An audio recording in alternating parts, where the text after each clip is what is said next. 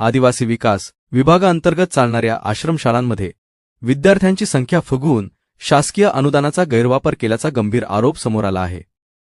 याबाबत गजानन दशरथ नाईक यांनी संबंधित अधिकाऱ्यांकडे लेखी तक्रार करत चौकशीची मागणी केली आहे।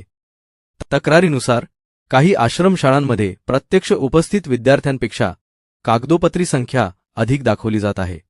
यामुळे शासनाकडून मिळणारे अन्न, निवास व इतर सोयींसाठीचे अनुदान चुकीच्या पद्धतीने घेतले जात असल्याचा आरोप आहे।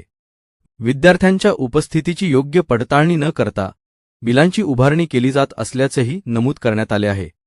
तक्रारदाराने म्हटले आहे की काही ठिकाणी 100 ते 200 विद्यार्थ्यांची नोंद असली तरी प्रत्यक्षात उपस्थिती खूपच कमी असते। अशा प्रकारामुळे शासनाचा आर्थिक तोटा होत असून पात्र विद्यार्थ्यांवर अन्याय होत आहे।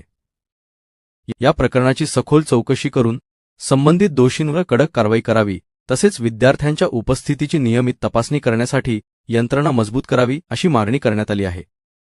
दरम्यान संबंधित विभागाकडून या तक्रारीची दखल घेऊन आवश्यक ती कारवाई केली जाईल असे संकेत मिळत आहेत।